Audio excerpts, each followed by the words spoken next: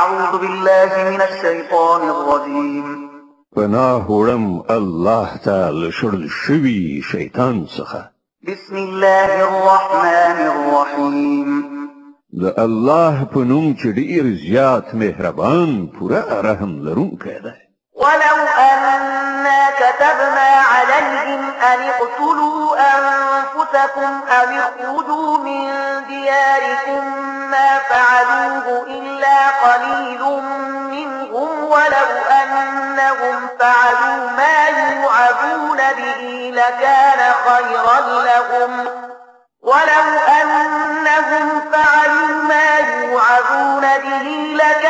خيرا لهم وأشد تثبيتا وإذا لآتيناهم من لدنا أجرا عظيما ولهديناهم صراطا مستقيما.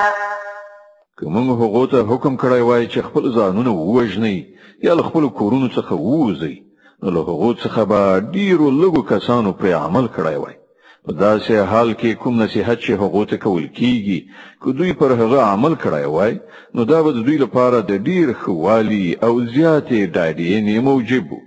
او چې کله دوی داسې کولای، نو موږ به دوی ته له خپل لوري نه ډېر زیات ثواب ورکړی وای او دوی ته به مو سمه لاره ښودلې وای.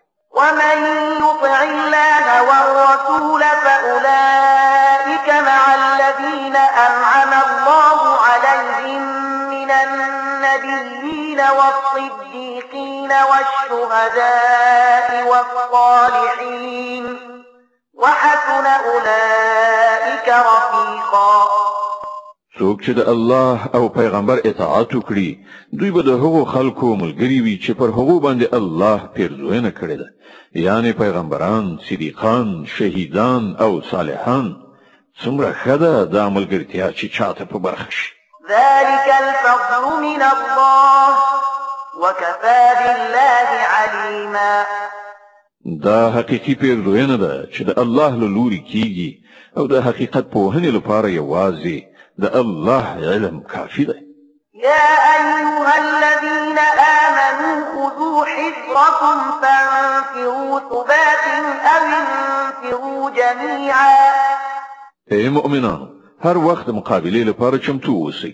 بیا چې څنګه وخت مومئ، د بیلابیلو ټولګیو په توګه ووځئ یا یو موټی. وإن منكم لمن ليبطئن فإن أصابتكم مصيبة قال قد أنعم الله علي إذ لم أكن معهم شهيدا. او هر څوک چې له تاسې نه داسې وي چې له جګړې نه ځان ګوښه کوي، که پر تاسې کوم مصیبت راشي، نو وایي الله پر ما باندې لویه مهرباني وکړه چې زه له دې خلکو سره لاړ نه شوم. ولئن أصابكم فضل من الله ليقولن كأن لم تكن بينكم وبينه مودة يا ليتني كنت معهم فأفوز فوزا عظيما. او که د الله له لوري پر تاسې لورینه وي، نو وایي او په دا شانې وایي چې د چا خبره ستاسې او د هغه تر منځه د دوستۍ خو له سره کومه اړیکه نه وه، چې کاشکې زه هم له هغو سره وای، نو پوره کار به مې برابر شوی. فليقاتل في سبيل الله الذين يشرون الحياة الدنيا بالآخرة ومن يقاتل في سبيل الله فيقتل أو يغلب فسوف نؤتيه أجرا عظيما. داسې خلکو ته د ښکاره وي چې د الله په لاره کې جنګېدل هغو خلکو ته پکار دي چې د آخرت په بدل کې د دنیا ژوند خرڅوي. نو چې د الله په لاره کې وجنګېږي او ووژل شي یا برلاس شي، هغه ته به موږ ارومرو ستر ثواب ور په برخه کړو. وما لكم لا تقاتلون في سبيل الله والمستضعفين من الرجال والنساء والولدان الذين يقولون ربنا أخرجنا من هذه القرية الظالم أهلها واجعل لنا من لدنك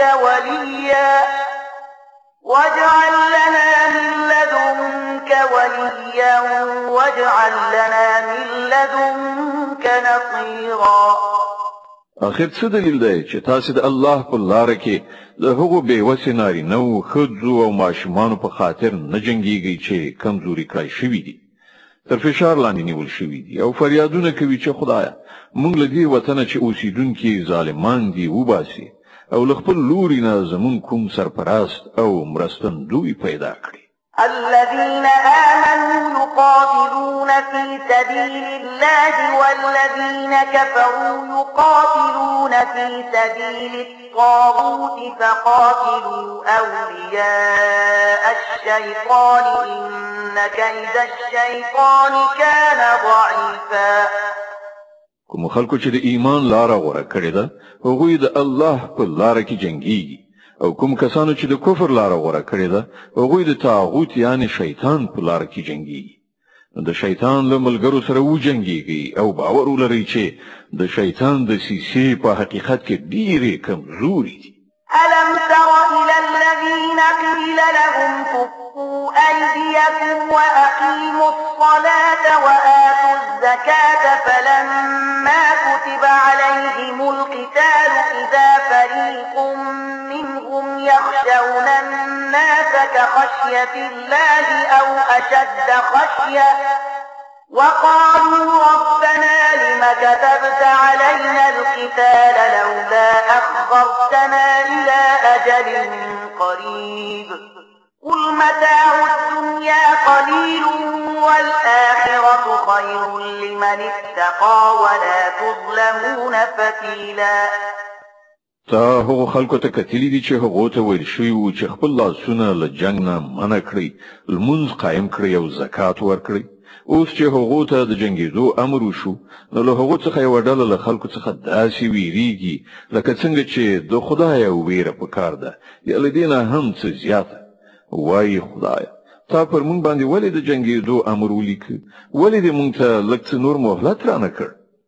دوی ته ووایه د دنیا د ژوند پانګه لږ ده او آخرت د پرهیزګار انسان لپاره ډېر غوره دی او پر تاسې به د یوې ذرې په اندازه هم ظلم ونه کړی شي. أينما تكونوا يدرككم الموت ولو كنتم في بروج مشيدة وإن تصبهم حسنة يقولوا هذه من عند الله وإن تصبهم سيئة يقولوا هذه من عندك قل كل من عند الله فما لهؤلاء القوم لا يكادون يفقهون حديثا. پاتې شو مرګ نو چیرته چې یاست هغه په هر صورت درته راتلونکی دی که تاسې په هر څومره محکمو کلاګانو کې هم اوسئ که دوی ته څه ګټه رسیږي نو وایي دا د الله له لوري ده او که څه زیان ور واوړي نو وایي دا ستا له لاسه دي. ورته ووایه هر څه د الله له لوري دي. آخر په دې خلکو څه شوي دي چې په هیڅ خبره نه پوهېږي. ما أصابك من حسنة فمن الله وما أصابك من سيئة فمن نفسك وأرسلناك للناس رسولا وكفى بالله شهيدا. اے انسان تا ته چې هر ښېګڼه در رسیږي دا د الله په پیرزوینه رسیږي او په کوم غم چې اخته کیږي هغه ستا د خپلو کړو وړو له امله دی. ای محمد صلی الله علیه وسلم مونږ ته د خلکو لپاره د پیغمبر په حیث لیږلی او په دې باندې د خدای شاهدي کافي ده. من يطع الرسول فقد أطاع الله ومن تولى فما أرسلناك عليهم حفيظا. چا چې د پیغمبر اطاعت وکړ هغه په اصل کې د خدای اطاعت وکړ او چا چې مخ واړاو نو په هر صورت مونږ په دې خلکو باندې څه د څارونکي او ساتونکي په توګه نه یې لیږلی. صدق الله العظيم. الله ستر رښتیا ویونکی دی.